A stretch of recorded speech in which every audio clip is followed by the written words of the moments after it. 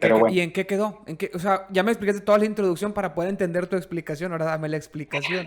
¿Cómo es compatible, pues ya lo que ya había dicho yo al principio, ¿no? ¿Cómo es compatible la idea de un pecado heredado con la evolución, con el poligenismo, cómo le llamabas? Que no venimos de una sola pareja, sino de varias. es que este es un problema muy complejo. Yo nunca te dije que Que ya estaba. yo no he querido hablar del tema contigo, no porque no quiera, porque Sí, porque no como hay tú tiempo dijiste, nunca. porque te dije yo, no, tienes que estudiar, ¿cómo te dices que no sabes Teología. teología? No Primero sabes teología. gradúate de No, teología. Nada, es no, broma, no. no, pero O sea, siempre necesitamos muchas horas. no es que porque no sepas teología, no, es que, o sea, precisamente este tema lleva todo un curso en teología, o sea, no se puede decir tan rápido. Por ejemplo, aquí hay una cuestión muy interesante.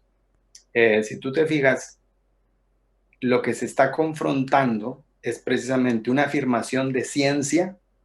Ajá. Es, hay una hipótesis científica según la cual parece que todo el género humano no proviene de una sola pareja, Ajá. es poligenismo.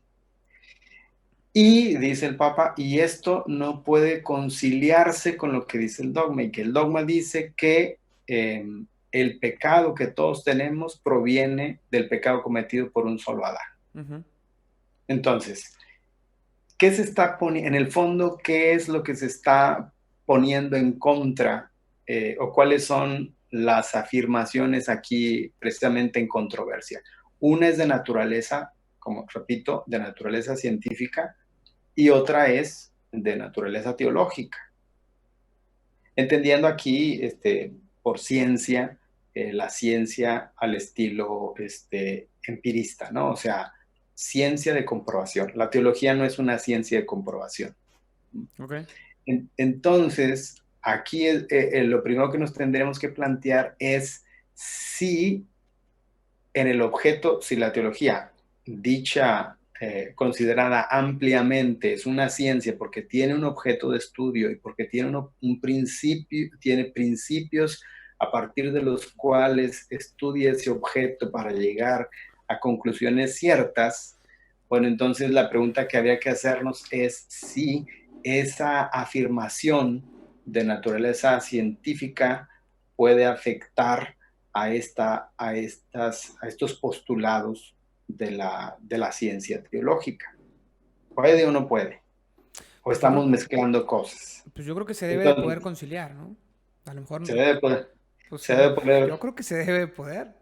Bueno, lo que sí podemos decir es que no, ciertamente no debe haber controversias. Es decir, yo no puedo creer, como católico, yo no puedo creer que, por decir, que no exista la ley de la gravedad.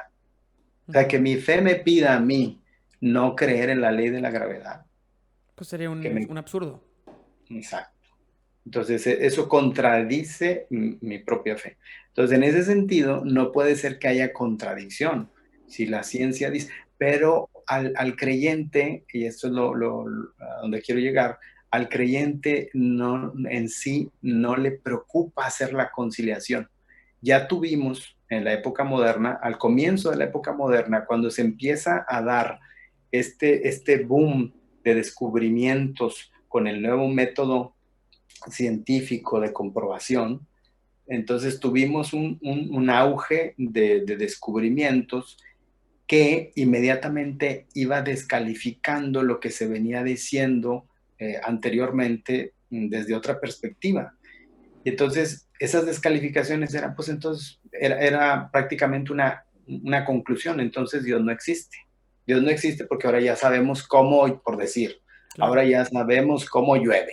Sí, sí, Entonces, sí. no es cierto que exista una bóveda que Dios abre, no, ya sabemos cómo llueve. Y entonces, como ya sabemos cómo llueve y lo podemos explicar, entonces, conclusión, Dios no existe. Y entonces la teología obviamente se tuvo que defender, ¿no? Entonces, ¿cómo que Dios no existe? No, sí existe. Y una primera manera, vamos a decir, una primera reacción es tratar de conciliar lo que decía la ciencia Ajá. con lo que dice la teología. Esto a propósito de tu pregunta, ¿podemos o no podemos conciliar? Entonces, este intento de arreglar lo que dice la fe con lo que dice la ciencia es un camino ya explorado que todavía persiste en el cristianismo, en alguna tendencia del cristianismo protestante, y que, por ejemplo, en materia cosmológica se llama creacionismo. Entonces, yo no sé si tú o los que nos escuchan recuerdan la película Dios no ha muerto. Yo no lo he Eh, visto. caray. No, pues no. Tienes Perdón. que verla, tienes que verla. Ok. Es una película. ¿No has visto Game of Thrones? ¿Mande? ¿No has visto No, Game of Thrones? Cuando veas toda la historia de Westeros, hablamos de bueno, película. bueno. Y bueno, ¿qué más? Entonces, en esta película, Dios no ha muerto, la primera parte, porque tiene dos partes. Ahora, la segunda no me gustó, la primera sí, porque es protestante, pero se trata de la discusión que establece el profesor de filosofía con uno de los alumnos. El alumno es creyente y entonces el profesor en su primera clase de filosofía pues desacredita la fe, la postura Sí, sí. religiosa, el muchacho se siente cuestionado y entonces va a investigar a propósito, ¿no? Y hace 3 presentaciones, si no recuerdo mal, ahí en la clase, pero las presentaciones van en la línea precisamente cosmológica, es decir, la Biblia, cuando nos habla, por ejemplo, en el Génesis de que Dios creó todo en 6 días, es un relato mitológico porque ahora científicamente sabemos que Ujú. eso no pudo haber sucedido en 6 días. Entonces el muchacho intenta una explicación, claro, con los datos actuales que hay de la ciencia y hace su Ujú. interpretación. Eso es todavía un tipo de lo que de este intento de conciliar lo que dice la fe en lenguaje de la ciencia Ujú. y se llama concordismo propiamente. Entonces, el concordismo como un camino histórico ya explorado, te digo, en el cristianismo, ha sido rechazado por el catolicismo. O sea, nosotros no asumimos la postura concordista. Ok. Por ejemplo, el caso más típico del concordismo, seguramente muchos lo conocen, tú lo conocerás, es esa explicación sacada de la manga según la cual estos 6 días de la creación representan las eras geológicas. Sí, no. Eso es una es un intento de defender lo indefendible, ya. O sea, Bueno, ya fue. No fue en 6 días, ya basta.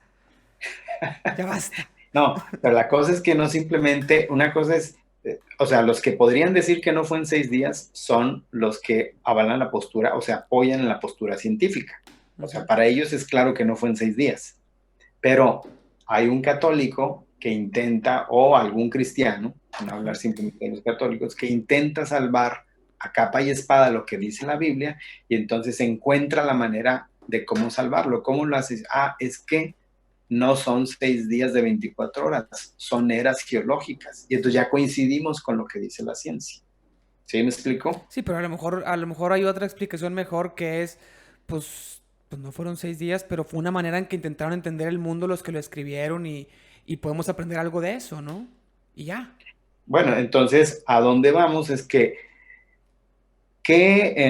cómo podemos estudiar críticamente o científicamente los relatos bíblicos? Ah, bueno, pues aplicando los principios de la ciencia, por ejemplo, literaria o de la ciencia de la interpretación. Y entonces ahí si aplicamos esos criterios, nos vamos a dar cuenta que el relato del Génesis, de la creación en 6 días, es un relato que tiene un sentido muy distinto a la intención o a la pregunta moderna de cómo se originó el mundo. Ujú. La pregunta de cómo se originó el mundo es una pregunta científica moderna y el autor bíblico, el escritor bíblico, no intentó dar respuesta a esa pregunta. Fue otro el planteamiento según su Ujú. contexto, etcétera, Sí. pero eso solamente lo podemos saber una vez que nosotros, te digo, investigamos o leemos el pasaje bíblico según los principios de la crítica literaria o Sí, porque el joven de la película trata de dar un argumento que también se lo pueden matar, ¿no? ¿Me explico? Sí, O sí, sea, sí. entra en el juego del otro y no tienes por qué entrar en el juego del otro porque vas a perder. Y es decir, si ahorita la teoría más plausible sobre el origen del cosmos es el Big Bang, y al rato aparece Es una otra. teoría diferente. Entonces nosotros decimos, pues es que todo coincidía, nuestra fe Sí. coincidía con lo que Sí, ya decía. lo empataste con el Big Bang porque te la piraste y ahora hay que empatarla con la otra. Entonces, Exactamente. creo que Pero debe... bueno, no nos interesa, te digo, o sea, no nos toca a nosotros juzgar la veracidad o falsedad de las teorías científicas. ¿No?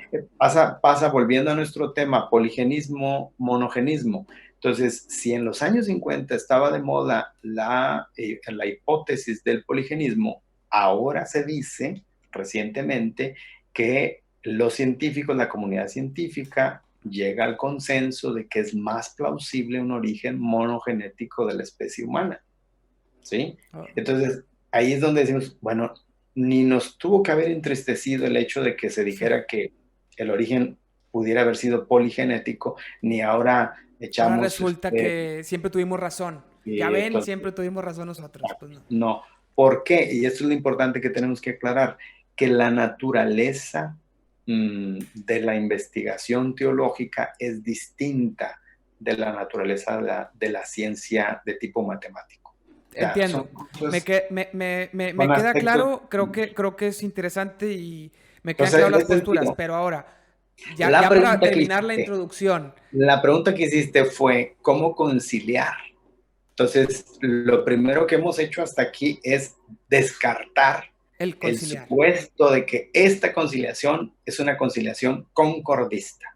No. Es que mi pregunta no iba Incluso, por ahí. A lo mejor sonó no, así. yo no lo digo por ti, yo Sí, digo porque quienes nos escuchan pudieran no quiere decir que tenga estar en que esto. empatarse el pecado Exacto. original narrado en el Génesis Pero, con la evolución. No tiene que no, empatarse. y esto Pero, lo podemos nosotros ahora decir con más serenidad, pero fíjate, la pregunta la está haciendo el Papa Pío XII en 1950.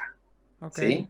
O sea, es el mismo Papa el que nos está poniendo el problema de, a ¿Se ver, conciliaron? ¿No se concilia o no se concilia? ¿se relaciona o no se relaciona? Tenemos un problema, bueno, a ver, ¿cómo se va a ir esclareciendo el problema la pregunta que hizo el Papa? Se va a ir esclareciendo en la medida que se dice, a ver, no, si poligenismo o monogenismo son hipótesis hechas desde la perspectiva científica, eso a nosotros no nos Pero conflictúa. tenemos que no contradecirlo tampoco. O sea, tiene que haber algo que, a pesar de que no Ah, tenga que... claro.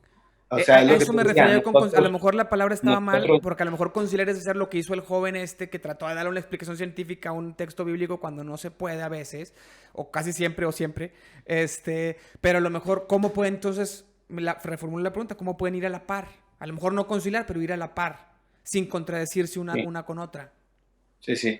Bueno, primero, para eso, lo primero que hay que hacer es entonces hacer esa distinción. Y una Ujú, vez que hemos hecho esa distinción, decimos, bueno, ¿qué sí es lo propio ujú. de nuestro discurso? Y lo propio de nuestro discurso, lo vamos a decir así en pocas palabras, es lo que tiene que ver con nuestra salvación. Entonces, ¿a qué problemas, por ejemplo, tú me lo dirás, a qué problemas se enfrenta un católico cuando escucha decir que todos nacemos con un pecado? Pues a decir, Que un bebé es es inocente, además porque un habría... pecado que Es... cometió Sí, Adán y su señora esposa, Eva, no la tuya, su señora la de esposa, él. Eva. Entonces, Más por culpa de ella, pero bueno. más con culpa de ella, según el relato bíblico. Pero, Fíjate, el relato bíblico dice eso, ¿no? Dice que fue Eva la que comió el fruto del árbol prohibido, pero la tradición teológicamente siempre ha hablado del pecado de Adán. Bueno, X, no paréntesis, importa. no importa. Entonces, la cosa es, tú decías, lo mencionabas en la intro, ¿verdad? Tú Todavía decías, estamos en la intro. que está, híjole. Entonces, tú decías que Adán y Eva, a ver si te interpreto bien, no son personajes históricos. Exacto. No son personas. ¡Ah! Hay una herejía por ahí? No. Entramos en el problema de qué es lo histórico, ¿no? Ok. Esa es otra cosa. Por eso Ok. te digo que aquí nos podemos pasar horas y horas hasta hacer todo un curso de teología al respecto, pero suena muy drástico y mucha gente creyente de buena voluntad se siente ofendida cuando oye esto. Entonces me han estado engañando. Sí. Y pues no, no hay tal engaño, pero yo no me atrevería a decir tanto que no son personajes históricos, o para ponerlo de una manera todavía, no sé si más cruda o más clara, no estamos diciendo que no son personajes reales. O sea, la Biblia no nos miente, no nos engaña, pero lo importante es esto: la verdad de la Biblia no es una verdad de tipo historiográfico. No es ¿Qué es bueno. la historiografía? Es la ciencia moderna que trata de documentar hechos. Sí. Entonces, como el método es empírico, trata de probar y comprobar, entonces la ciencia moderna sobre los hechos, sobre los acontecimientos, la llamamos así historiografía. Ok. Pero esta es una ciencia moderna. Desde antes tenemos la historia, y la historia antes se regía por otros principios, no los mismos de la ciencia moderna. Entonces, a su modo, la Biblia cuenta cosas que a lo mejor no entran dentro de esta categoría historiográfica, pero eso no quiere decir que la Biblia mienta o que Ok. la Biblia, Cuando, dígame. pero cuando es una metáfora, pues no es una mentira, pero es algo que Y no es también real. entramos al problema y es una metáfora, bah, X. Entonces, Pues, qué sí podemos ver? ¿Con qué nos podemos quedar? Por ejemplo, el Papa Pablo VI, después de Pío XII, bueno, está haciendo un poquito la cronología de los papas para ubicarnos. Pío XII, después viene Juan XXIII, que convoca el Concilio Vaticano II, que concluye, como tú sabes, en 1965. Prácticamente el pontificado de Juan XXIII dura muy poco, apenas algunos años, y luego entra al relevo Pablo VI. Entonces, acabado el concilio de 1966, un año prácticamente después de la clausura, el concilio concluye en el 65, ujú. en el 66, en julio del 66, el Papa Pablo VI convoca a algunos teólogos a un simposio para que averigüen, para que investiguen, para que discutan acerca del pecado original, porque el Papa hace este racionamiento. Con el Concilio Vaticano II, como lo platicó Chuy, tenemos un concilio, diríamos, muy peculiar, porque es un concilio llamado pastoral, en cuanto que su preocupación no es anatemizar a la gente, no es condenarla, sino su preocupación es más bien cómo vamos precisamente a hacernos entender por la gente y cómo la vamos a evangelizar. Y entonces el Papa dice, bueno, si la tarea pastoral de la iglesia es evangelizarla para salvarla, ¿de qué la vamos a salvar? Pues ¿de qué la podríamos salvar sino del pecado? ¿Y de cuál pecado? Pues del original. Pero ¿qué es el pecado original? Señores teólogos, explíquenos qué es el pecado original. Entonces el Papa convoca este simposio, y en ese simposio, bueno, hay toda una discusión que pues obviamente no va a concluir en nada prácticamente, ¿no? Es un proceso de investigación que apenas tiene una etapa que se va a proseguir, ¿no? Pero te digo, una de las primeras luces es esta distinción, bueno, pero la teología no tiene que conflictuarse con las verdades científicas. Ella más bien tiene que ver con las verdades que atañen a nuestra salvación, aunque como tú dices, lo que atañe a nuestra salvación no puede ir en contra eh, de lo que dice la razón científica. Entonces, bueno, Adán y Eva, ¿qué? ¿Existieron o no existieron? En el discurso que les dirigió Pablo VI a estos teólogos, les dice, por favor investiguen sobre el pecado cometido por el primer hombre. Ya no dice Adán, dice por el primer hombre. Entonces, podríamos nosotros saber quién fue el primer hombre, y podríamos saber si este primer hombre cometió o no un pecado y qué pecado fue, Pues yo creo que no. ¿no? No podemos Entonces saber. ya tenemos una de las primeras 4 grandes objeciones que se le ponen a este dogma. Y se le conoce así como la objeción epistemológica, porque por epistemología entendemos la ciencia del conocimiento. Entonces se le conoce como objeción epistemológica porque es preguntarnos cómo podemos saber qué ocurrió en los comienzos de la historia como para poder decir que desde que existe el ser humano sobre la tierra, el primer ser humano cometió este pecado que después se transmitió a toda la descendencia. Pero luego ahí está la segunda objeción. Bueno, y todos descendemos de este primer hombre, hubo un primer hombre, hubo una primera pareja, hubieron varias. Claro. Entonces, ahí es donde se entrecruza la afirmación científica con la afirmación teológica. Y luego, ¿por qué el pecado de un primer ser humano afecta a toda la naturaleza humana, a todo el género humano? Tercera objeción. Si tú cometes un pecado, Por sí, ¿por qué lo heredaría? ¿por qué lo vas a Ya no heredar? heredamos ni las deudas, imagínate. Bueno, o sea, tus pecados, gracias a Dios, no los va a heredar tu hijo. Gracias a Dios. Maurito, Mauricio. Mauro. En todo caso, lo que va a heredar es parte del nombre, hacia, Claro. pero nada más. Un nombre parecido. Así es. Bueno, ¿y luego? Entonces, no va a heredar el pecado. ¿Por qué? Porque el pecado por principio es personal y nada más. Este pecado, dicho sea de paso, lo dicen, por ejemplo, un gran teólogo como es Tomás de Aquino en la Suma Teológica, este pecado es el único pecado que no se llama pecado personal, pero por principio el pecado es personal, y si es personal, entonces es voluntario. Uh-huh. Entonces ya estamos ahí ante dos objeciones más. Una, cómo un pecado personal puede afectar a todos los demás, y eso se llama la objeción física, cómo puede afectar a toda la naturaleza humana. Por eso se le llama objeción física, porque physis quiere decir naturaleza. Okay. Y luego, si el pecado por definición, como hemos dicho, es voluntario, entonces, ¿cómo es que un niño que todavía no hace uso de su voluntad puede llamarse pecador?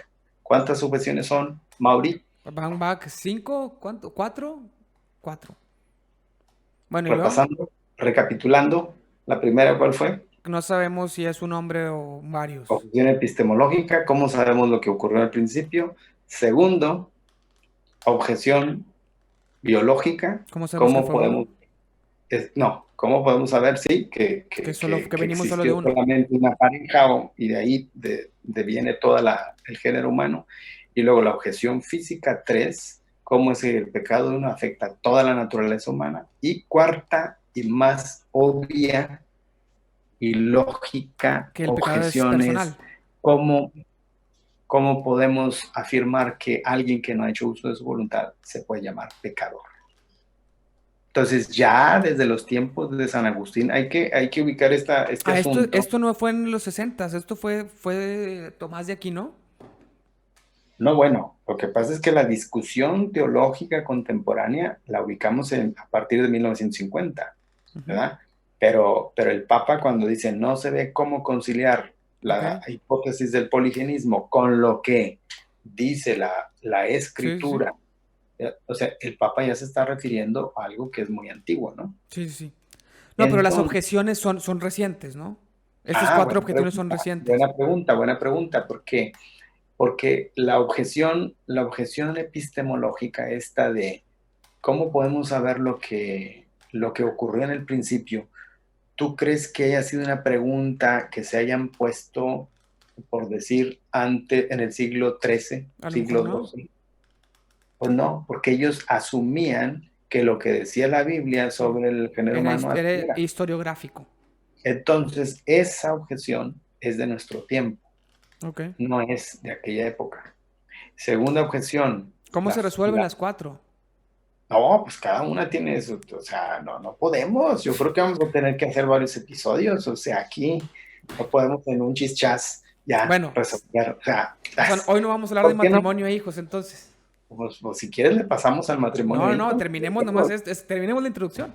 Yo creo que no vamos a terminar con porque yo creo que si damos una conclusión, vamos a dejar insatisfechos a muchos porque va a haber más preguntas, ¿no? En todo caso, tú podrías decir, bueno, contéstame esta pregunta, pero una precisa pregunta, pero seguro que de ahí van a salir otras. No sé si más bien en lugar de poner las preguntas, pues tú me las vas a tener que ir haciendo, ¿no? Pues Porque los acabo no de van a hacer. quedar.